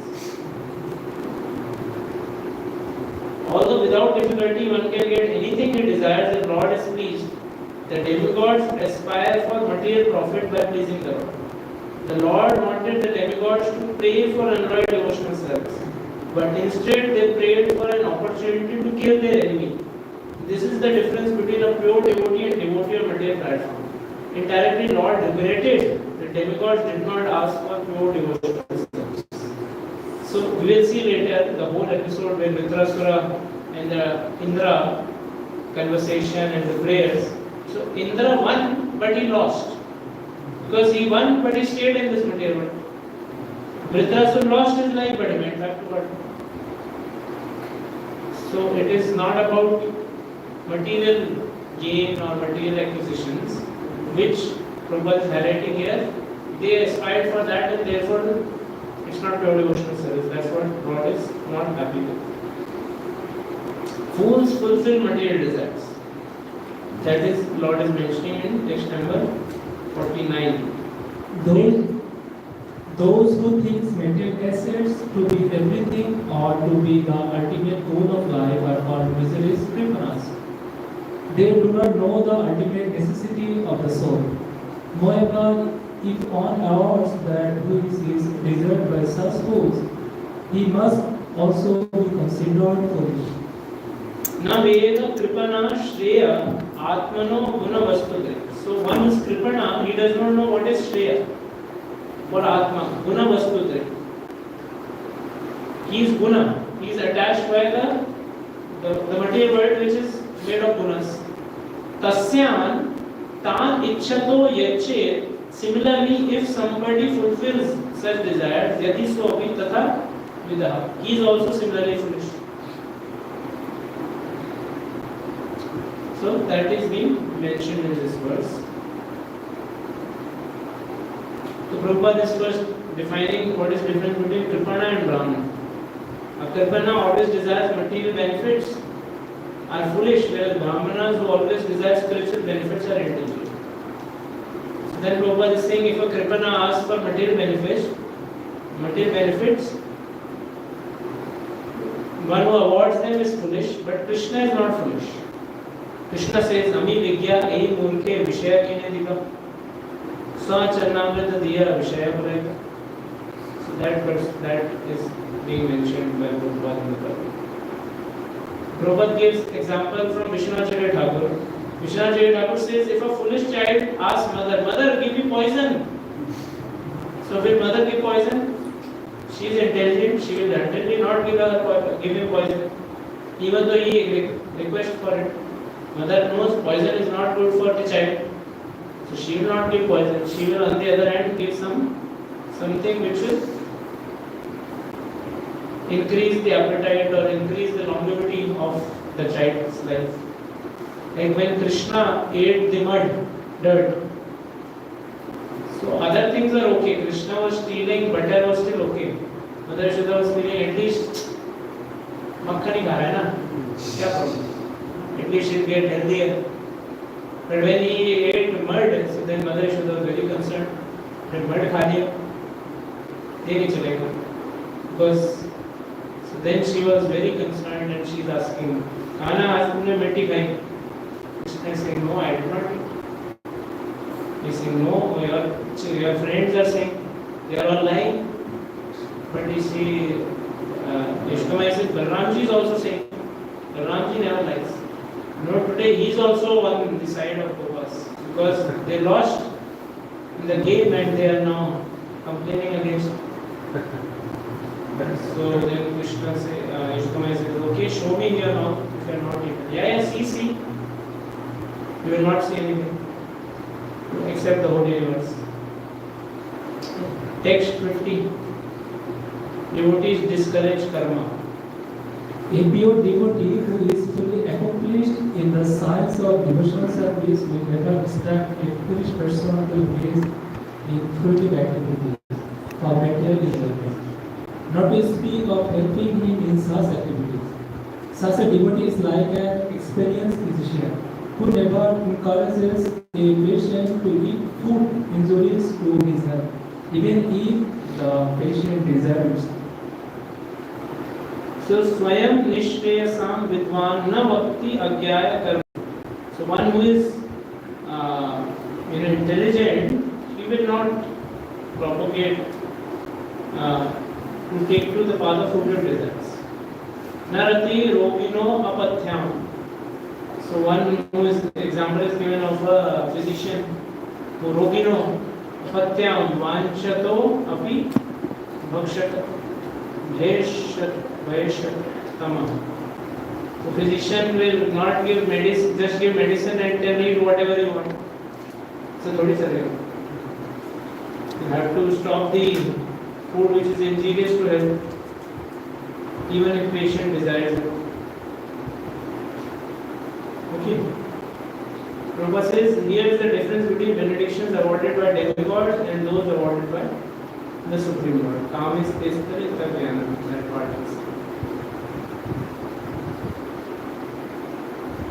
Prabhupada then down he says all requests for benediction from demigods, however, are due to material lust.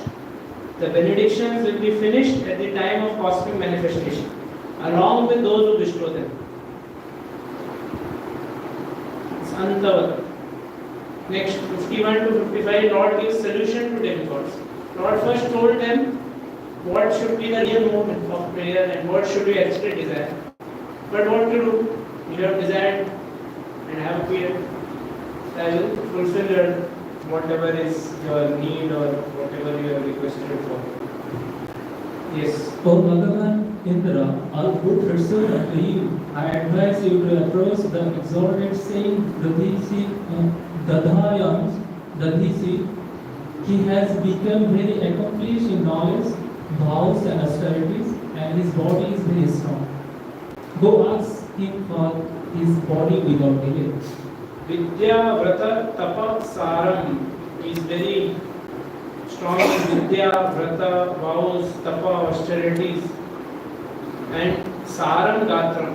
So his body has become the Sar, essence of all this. So go, Pyachata Ma Chiram, go quickly, ask for without delay. Very nice.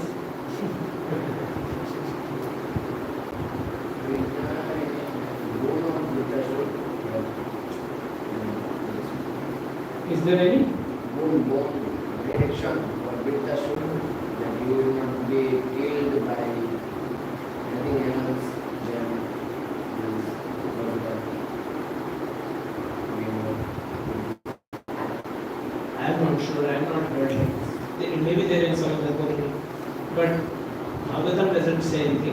It was more to do with Power of good.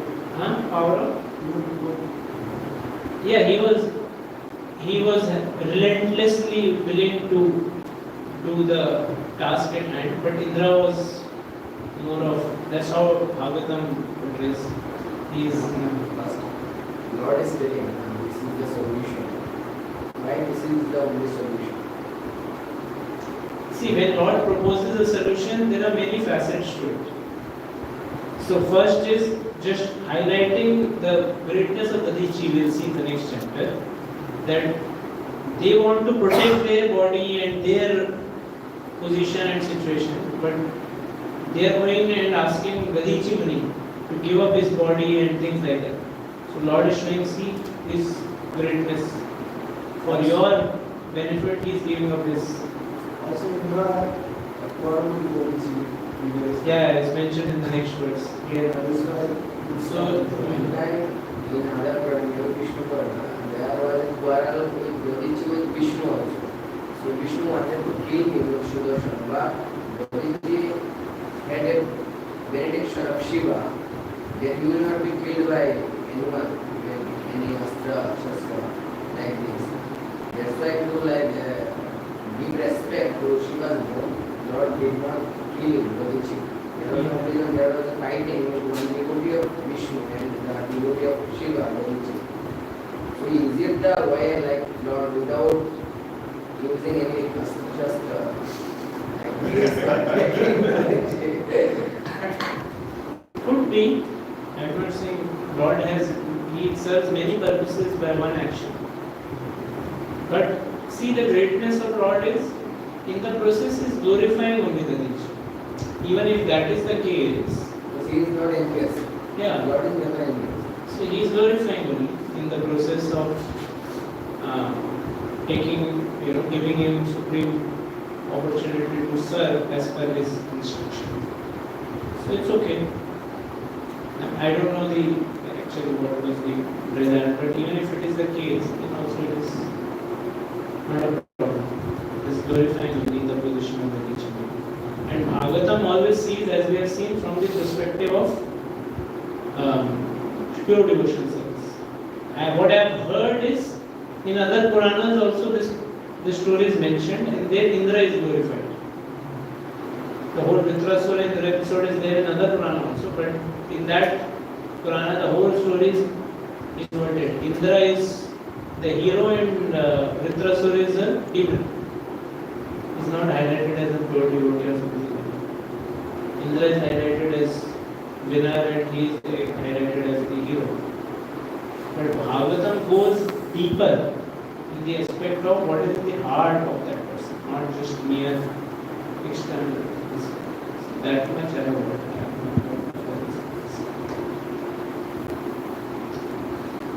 Okay. Next, text number 52. The saintly Brahmacha, who is also known as Dadichi, personally assimilated the spiritual science and they delivered it to the Vashini Kumaras. It is said that Brahmacha gave the mantras through the head of horse. Therefore, the mantras are called Ashira. And after obtaining the mantras of the spiritual science from Dadichi, the Ashini Kumaras become Jivan Bhakta, liberated inherent in this life. So then Prabhupada is quoting from Acharya this whole story, how Dadichi Muni was told by Indra not to tell this mantra or he will cut the head, but Ashwini Kumaras come.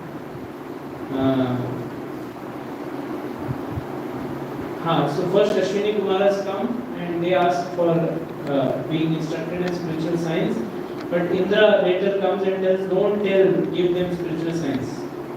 If you impart, then this is my warning, I will cut off your head. So then Indra returned to heaven, Ashwini Kumaras came and they said, please tell us spiritual knowledge. Then he told her, Indra ne bola, hard thing is sir. Well, no problem, we are physicians. We will first cut your head you put your horse head. With horse head, you give us instructions. So when Indra will come, he will cut your horse head, then we will put back your. So he gave the instructions with the horse head. So therefore the instructions are called as here Ashwa Shira. Ashwa means horse, Shira means head. Instructions of Ashwa Shira. Ashwa Pashtan. Nice. Cutting head Pashtans. Big head, horse head. Yes, probably wants to add some insights. Why would Indra be, so hesitant, if Ashwini Kumar is giving the spiritual science, not, which is not contrary to his benefit of the interest or something. It's a little strange, isn't it?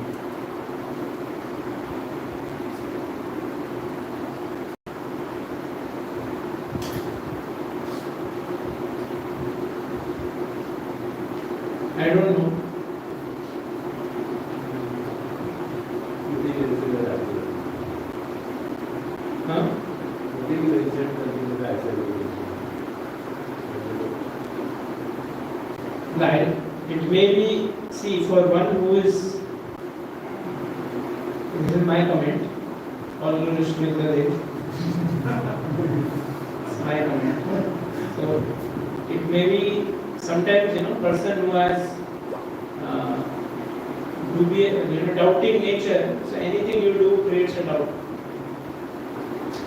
Then, like Ashwini Kumar is a part of his ministership of whole heavenly government. Sorry, we will get some knowledge which is more than me. Just it's a matter of just except it may not be the case.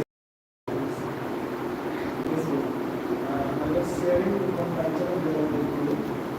He was telling that actually Ashwini are not food developers. That is why they are not getting the Brahmas. So if they get this Brahmagya, they will get full The position. And that is why Indra is becoming some more other areas of the Brahmagya. Otherwise they will always be. And we get elevated to full Devta position.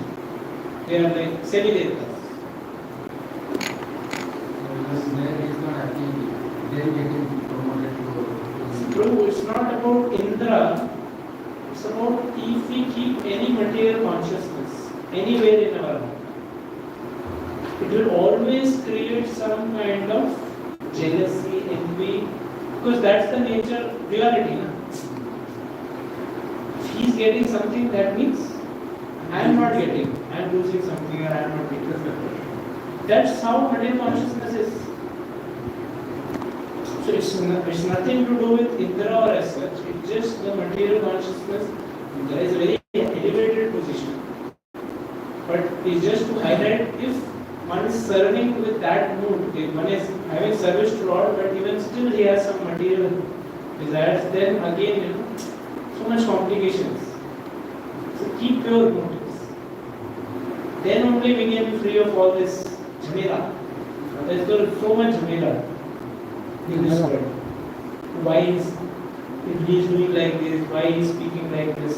So many thoughts occupy our mind, our actions. Except Krishna, everything occupies our mind. Huh? For me, I think it not applies to you. It doesn't apply to you. No? So you're not mind. For you, the light applies it. Every time remembering Krishna is nothing else.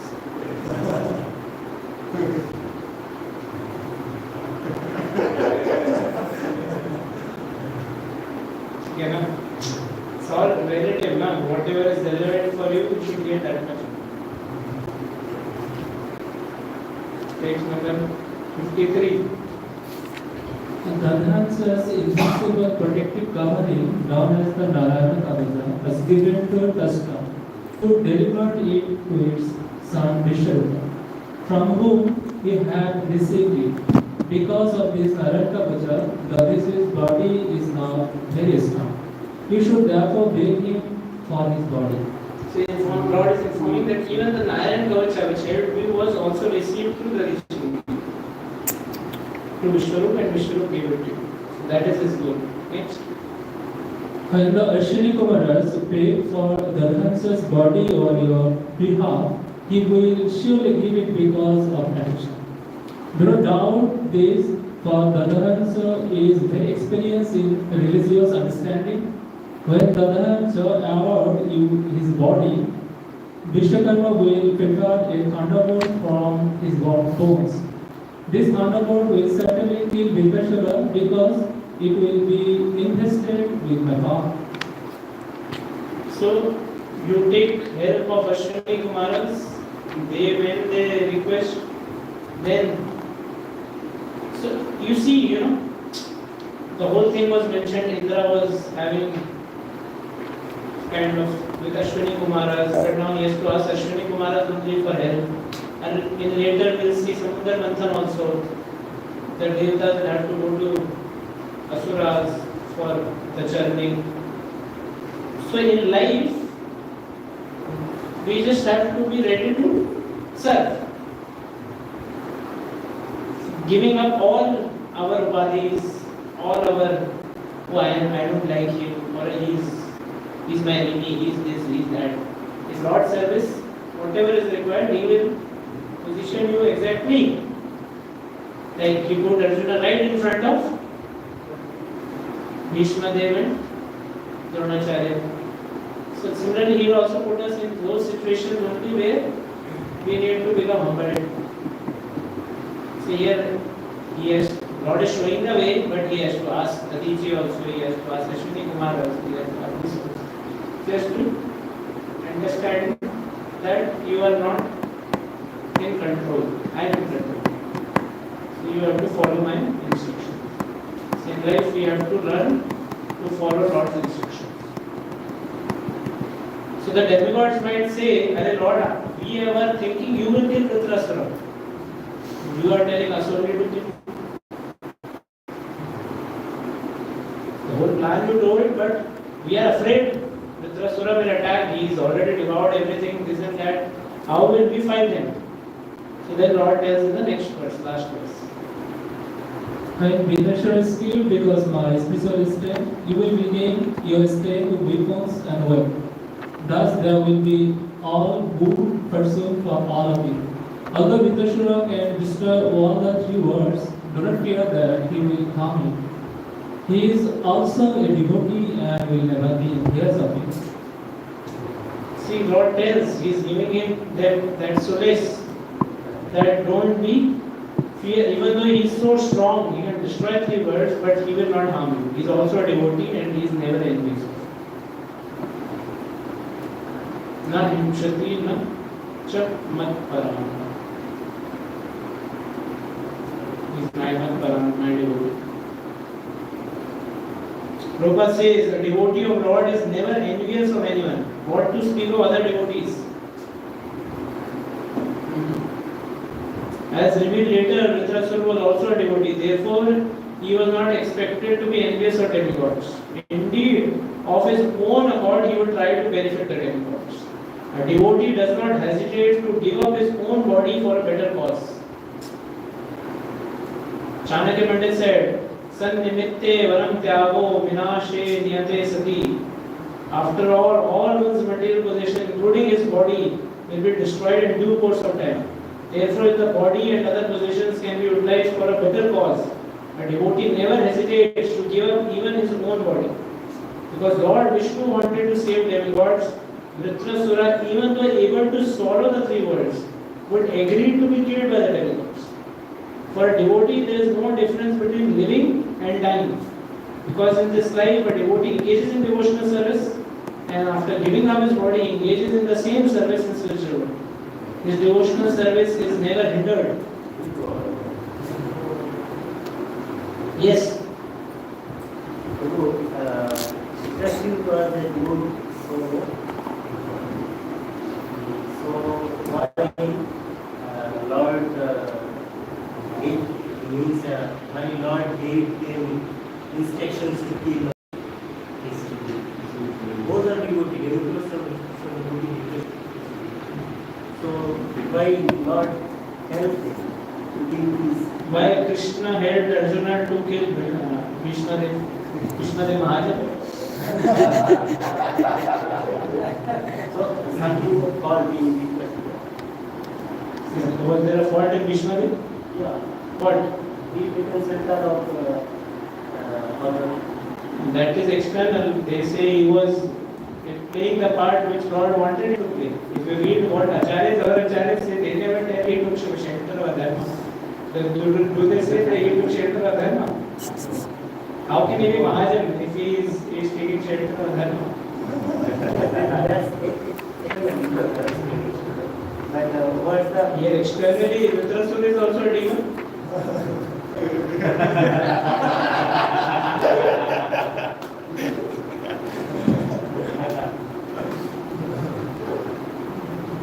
okay? This is the will of. See, ultimately, everything is will of Krishna. What we have to understand is, like Prabhupada is saying in the purport, for a devotee, it doesn't matter no? That he stays in this body, next body, spiritual world, wherever. His job is to glorify Krishna, serve Krishna. So he is doing it here also, doing next life also. This is not, doesn't make any difference. Wherever Krishna you want to take me, I'm happy. Like a baby in the arm of a mother, he or she doesn't protest. Mother, where are you taking me? Why are you taking me here? Because he has complete faith that mother will take, wherever she will take, will be for the baby's benefit only. Because he has put faith that mother is my well-wisher, caretaker, shelter. So he doesn't mind. Even if the baby is brought near the fire, he still be not upset. He may get a little hot, but still he is okay. I'm just trying to look aside with some example. I don't know so what actually first times that something missing, something mistakes external with social character. There is no mistake. Why you think there has to be a mistake to do something? So because Lord's also help the demigods to kill dictatorship. So why another To glorify, we will see in next two chapters, you will see by allowing Vritrasura to be killed, Lord glorifies Vritrasura much more than Indra. So the glorification is happening. Na? So ultimately, by killing or by keeping, both ways, like we hear Parikshit Maharaj. So Lord saved Parikshit Maharaj in the womb, but then Lord allowed Parikshit Maharaj to be killed by the after the that curse, the whole thing is. So both ways, when he protected also was glorification. When he's killing also glorification. So Bhagavatam came out for his benefit and for our benefit. So the example of Vritrasura or any devotee, pure devotee, is to show what is the nature of, we'll see the whole thing will slowly Chitraketu Maharaj and how Parvati cursing, Mother Parvati cursing, and then how he is okay. Whatever mother desires, I'm okay. So then Lord Shiva is telling, see the beauty of my devotee. He has defeated your beauty also. He is so beautiful. So like yes, yes,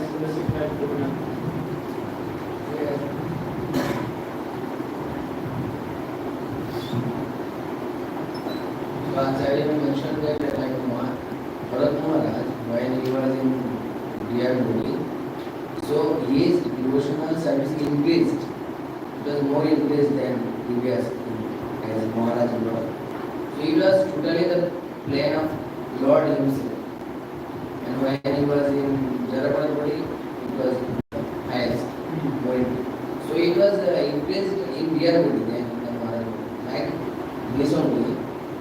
So when he was as Chitraketu Maharaj, Acharya mentioned that there was a tinge of pride in him, very little, and Lord did not want that.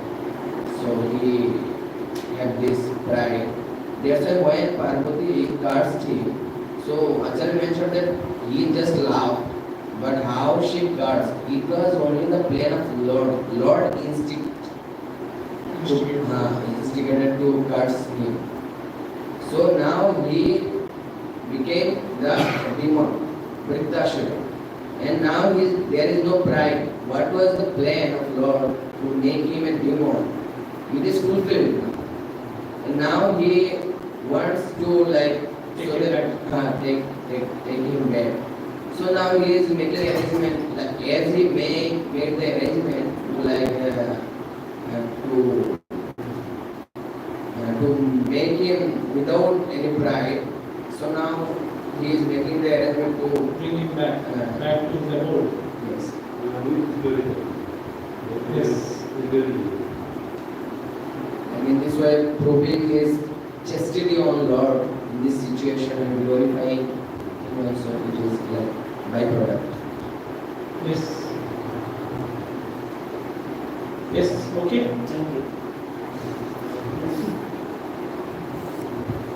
Even for Sudama is mentioned. Sudama who came to Dwarka, there was a tinge of pride in what? Being poor. Did you have pride in? I don't have any.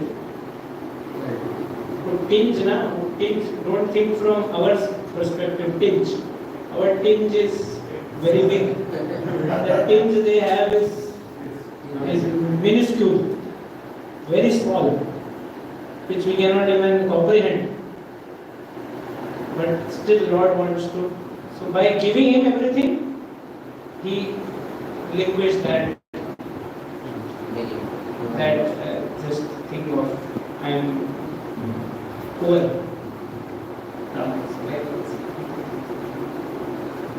Okay. Yes, good. You can say that even little tinge of guilty is not kind of already. पीछे Any tinge of impurities or pride is not accepted. Yes, sir. So what is our hope then? Our hope is we are in the right path, And God is planning for us. but true point is Lord did not leave them, na? He made a whole situation to help them ascend to his abode very fast. मन में से अरे असुर बना दिया, मन में से अरे डियर बना दिया. But as devotee doesn't mind only, na? That's why his devotee, na, he says that this body, that body, heaven, hell, Narayana Parasarvi, Natakashram Vibhiti, Sarkarmi Kankesham, Pichulyapadarshan. From devotee's perspective, he is very happy. He is not complaining. We are feeling here he has all things. But if you come to that level, then it's Lord is arranging everything nicely. He is not given up. He is not given up on us now also. When we are in so conditioned state. What to speak of when we are already there?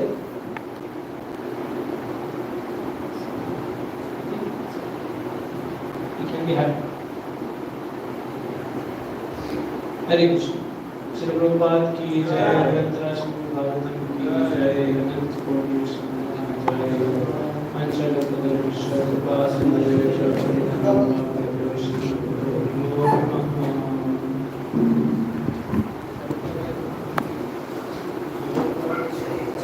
You are sure? Stop, yes.